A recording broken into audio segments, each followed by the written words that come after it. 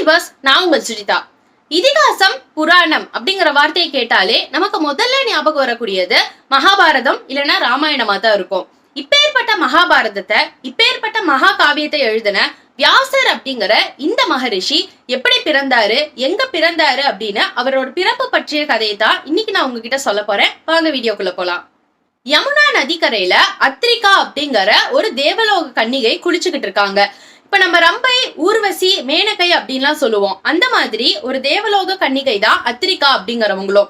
இவங்க யமுனா நதிக்கரையில குளிச்சுக்கிட்டு இருக்கும் பொழுது ஒரு ரிஷி அங்க வராரு. அவரும் இந்த யமுனா நதிக்கரையில குளிக்கிறதுக்காக வராரு.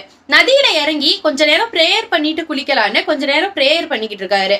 அந்த நேரத்துல அத்ரிகா இவரை வம்பிழுக்கலாம் அப்படிங்கறதுக்காக இவரோட கால்களை பிடிச்சு இழுக்கிறாங்க. அதனால இவரோட பிரேயர் கெட்டு போய் இவர் பயங்கரமா கோவப்பட்டு அவங்களுக்கு ஒரு சாபம் கொடுத்துறாரு. நீ இந்த நதியோட நதியா, நீ மீனாவே இருந்து சாகணும் அப்படின்னு சாபம் கொடுத்துறாரு. இதனால பதறி போன அவங்க இந்த சாபத்தை எப்படியாவது திருப்பி வாங்கிக்கோங்க, நான் தெரியாம இப்படி ஒரு தப்பு பண்ணிட்டேன் அப்படின்னு அவர்கிட்ட மன்னிப்பு கேக்குறாங்க. உடனே அவர் என்ன பண்றதுன்னு தெரியாம ஒரு சாபத்தை கொடுத்தா அதை திருப்பி வாங்க முடியாது, ஆனா அந்த சாபத்துக்கு என்னால விமோச்சனம் தர முடியும் அப்படின்னு சொல்லி நீ 2 குழந்தைகளை பெத்தெடுக்கிற வரைக்கும் இதே நதியில நீ மீனா இருக்கணும் அப்படின்னு சாபம் கொடுத்துறாரு. இதன் பொருட்டு அத்ரிகா அப்படிங்கிற இந்த தேவலோக கன்னிகை யமுனா நதிக்கரையில மீனா இருந்துகிட்டு இருக்காங்க. இந்த காலகட்டத்துல அந்த யமுனா நதிக்கரை இருக்கக்கூடிய அந்த ஒட்டுமொத்த இடத்தையுமே உபாரிச்சாரா அப்படிங்கிற ஒரு மன்னன் ஆட்சி பண்ணிக்கிட்டு இருக்காரு. அவருக்கு கிரிகா அப்படிங்கிற ஒரு மனைவி இருக்காங்க. அவங்க ரொம்பவே ரிலீஜியஸா, ரொம்பவே கடவுள் பக்தி இருக்கக்கூடிய ஒரு ஆளா இருக்காங்க. ஒரு தடவை இந்த ராஜா வேட்டைக்கு கிளம்பும் போது அவங்க ராஜா கிட்ட சொல்றாங்க, ஒரு பர்டிகுலர் டைம் சொல்லி இந்த நேரத்துல நம்ம 2 பேரும் ஒன்னா இருந்தோம்னா நமக்கு நல்லபடியா குழந்தை பிறக்கும் அப்படின்னு சொல்றாங்க. சரி, நீ ஒரு வேட்டைக்கு கிளம்புற அவசரத்துல அதை கேட்டுட்டு வேட்டைக்கு கிளம்பி போயிடுறாரு. இருந்தாலும் போற வழி ஃபுல்லா அவர் தான் மனைவி சொன்னதையே யோசிச்சுட்டு இது எப்ப நடக்குமோ அப்படிங்கிற ஏக்கத்தோடயே வேட்டையாட போய்கிட்டு இருக்காரு. அந்த நேரத்துல அவர் திடீர்னு மாஸ்டர்பேட் பண்ண ஆரம்பிச்சதுனால ஒரு சில விந்துக்கள் அவர்ல இருந்து வெளியில வந்துருது. இதை என்ன பண்றதுன்னு தெரியாம ஒரு வாழை இலையில கட்டி அந்த பக்கமா வந்துட்டு இருந்த ஒரு பருந்து கிட்ட இதை கொடுத்து விடுறாரு.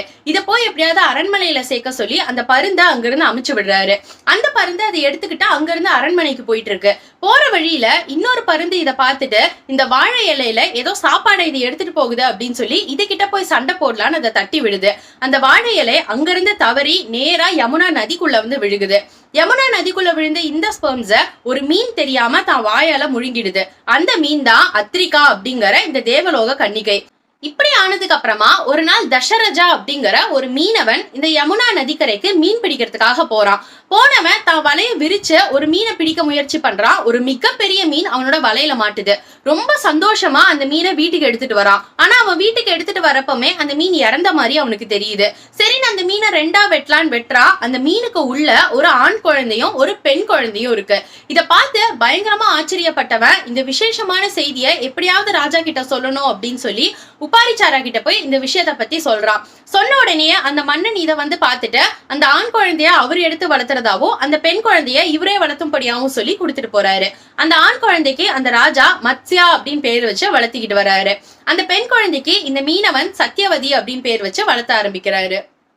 சத்தியவதி மீன்ல இருந்து பிறந்த குழந்தை அப்படிங்கறதுனால சத்தியவதியோட உடம்புல எப்பவுமே இந்த மீனோட வாசனை இருந்துகிட்டே இருக்கு. சத்தியவதியோட வேலையே யமுனா நதிக்கரைக்கு வரவங்களை தன்னுடைய படகுகளை ஏத்திக்கிட்டு அந்த கரைக்கு கொண்டு போய் விட்டுட்டு வருது. இது மூலமா ஒரு சில பொற்காசுகள் அவளால சம்பாதிக்க முடியுது. இப்படி அவ வரவங்க போறவங்களை எல்லாம் அந்த பக்கம் கொண்டு போய் விட்டுட்டு வந்துகிட்டு இருக்கா. இப்படி இருக்கிறப்போ ஒரு நாள் பராசர முனிவர் அப்படிங்கிற முனிவர் அந்த பக்கமா வராரு. சத்தியவதிய பார்த்தோன்னே அவ அழகுல மயங்கி இவ கூட இந்த படகுல அங்க போகலாம் அப்படின்னு சொல்லி அந்த படகுல வந்து ஏறிக்கிறாரு. பராசர முனிவர் அப்படிங்கிறவரு சிவன் மேல பயங்கரமான பக்தி வச்சு பயங்கரமா தவம் பண்ணி சிவனையே நேர்ல பார்த்தவரு. சிவன் அவருக்கு ஒரு வரம் தராரு. அது என்ன அப்படின்னா, இவருக்கு குழந்தையா பறக்க போறவரு ஒரு மிகப்பெரிய மகரிஷி ஆவாருனோ, ஒரு மிகப்பெரிய முனிவர் ஆவாருனோ, இவருடைய பேர் வந்து வரலாற்றுல என்னைக்குமே அழியாம இருக்கும் அப்படின்னு ஒரு வரம் கொடுக்கறாரு. இப்பேற்பட்ட பராசர முனிவர் சத்தியவதியோட இந்த நதியை கடந்து போய்கிட்டு இருக்காரு. போற வழியில சத்தியவதி கிட்ட அவ அழகுல தான் மயங்கிட்டதாவும் அவ கூட தான் இருக்கிறதா விரும்புறதாவும் சொல்றாரு. ஆனா சத்தியவதிக்கு இதை நினைச்சு ரொம்பவே பயமா இருக்கு. அதனால அவ 3 வரங்கள் அவர்கிட்ட கேக்குறா. அது என்னன்னா, முதல் வரம், இது மத்தியான நேரமா இருக்கிறதுனால தன் 2 பேரையும் யாரும் பாத்திரக்கூடாது அப்படின்னு சொல்லி கேக்குறா. அதனால அவளுக்காகன்னு ஒரு தனி தீவு ஒண்ணு உருவாக்குறாரு. 2வது வரம், அவ உடம்புல இருக்கக்கூடிய இந்த மீன் வாசனை உடனடியா அவ உடம்ப விட்டு போகணும் அப்படின்னு கேக்குறா. இதுக்காக அவ உடம்புல இருக்கக்கூடிய மீன் வாசனைய மாத்தி ரொம்பவே அருமையான ஒரு பூ மனமா அதை மாத்துறாரு. கிட்டத்தட்ட அங்கிருந்து 10 கிலோமீட்டர் வரைக்கும் அந்த பூ வாசனை அடிக்கிற அளவுக்கு ரொம்பவே அழகான ஒரு வாசனையா அது மாறுது.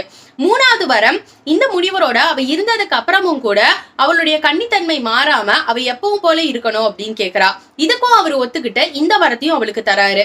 இந்த 3 வரத்துக்கும் அவர் சம்மதிச்சதுனால இவ பராசர முனிவரோட அவர் அமைச்ச அந்த தீவுக்கு போறா. அந்த தீவுல இவங்க 2 பேரும் ஒன்னா இருக்கிறதுனால இவங்களுக்கு ஒரு குழந்தை பிறக்குது. இப்படி இவங்களுக்கு பிறந்த இந்த குழந்தை தான் மகாபாரதத்தை படைச்ச வியாசர் அப்படின்னு அழைக்கப்படுது. இந்த குழந்தையோட இயற்பெயர் கிருஷ்ண துவைபவன வியாசா. இந்த பேர் இவருக்கு எதனால வந்தது அப்படின்னா, இவர் பிறந்த அந்த தீவோட பேர் துவைபவனா. இதனாலதான் துவைபவன வியாசா அப்படிங்கிற பேர் இவருக்கு வந்தது. கிருஷ்ணா அப்படிங்கிற பேர் எதனால வந்ததுன்னா, இவர் பிறக்கும் பொழுதே கருமையான உடலோட, அதாவது டார்க் ஸ்கின்டு பாடியா பிறந்ததுனால கிருஷ்ண துவைபவன வியாசா அப்படின்னு சொல்றாங்க. மகாபாரத கதாபாத்திரங்கள்ல நீங்க எந்த கதாபாத்திரத்தை பாத்தீங்கன்னாலும் அவங்க ஒயிட் ஸ்கின்டாவும் நம்மள மாதிரி ஒரு ஹியூமன் பீயிங்காவும் காமிச்சிருப்பாங்க. ஆனா கிருஷ்ணரை மட்டும் ப்ளூ ஸ்கின்ல காமிச்சிருப்பாங்க.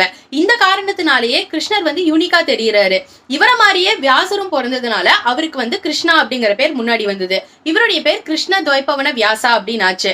இப்பேற்பட்ட முனிவர் தான் மகாபாரதத்தை எழுதி இன்னைக்கும் வரலாற்றுல பேரழியாம இருக்கக்கூடிய மகாமுனிவரா இருக்காரு. மகாபாரதம் அப்படின்னு சொன்னாலே நம்மள நிறைய பேருக்கு பஞ்ச பாண்டவர்களை பத்தியும் கௌரவர்களை பத்தியும் கிருஷ்ணரை பத்தியும் நிறைய தெரிஞ்சிருக்கும். ஆனா இப்பேற்பட்ட மகாபாரத காவியத்தை எழுதின இந்த வியாசரை பத்தி நம்மள நிறைய பேருக்கு தெரிஞ்சிருக்காது. சோ இத பத்தி நான் சொல்லக்கூடிய ஒரு தொடக்க புள்ளியா தான் வியாசரோட பிறந்த கதையை இன்னைக்கு நான் உங்ககிட்ட சொல்லியிருக்கேன். இதே மாதிரி மகாபாரதத்தை பத்தி நிறைய கதைகள் நீங்க கேட்கணும்னு நினைச்சாலோ, இல்ல இந்த கதை உங்களுக்கு பிடிச்சிருக்கு அப்படின்னு நினைச்சாலோ, இந்த கதையில வேற ஏதாவது ஒரு ஃபார்ம்ல நீங்க படிச்சிருக்கீங்க, இந்த கதையில இந்த இடம் தப்பா இருந்தது அப்படின்னு உங்களுக்கு ஃபீல் ஆனாலோ, உங்களோட தாட்ஸ் என்னவா இருந்தாலும் அதை மறக்காம கமெண்ட் செக்ஷன்ல லீவ் பண்ணுங்க. மகாபாரதம் மட்டும் இல்ல, வேற எந்த கதையை நீங்க கேட்கணும்னு நினைச்சாலோ, இல்ல வேற எந்த புக்கை நான் ரிவ்யூ பண்ணணும்னு நினைச்சாலோ அதையும் பத்தி கமெண்ட் செக்ஷன்ல சொல்லுங்க.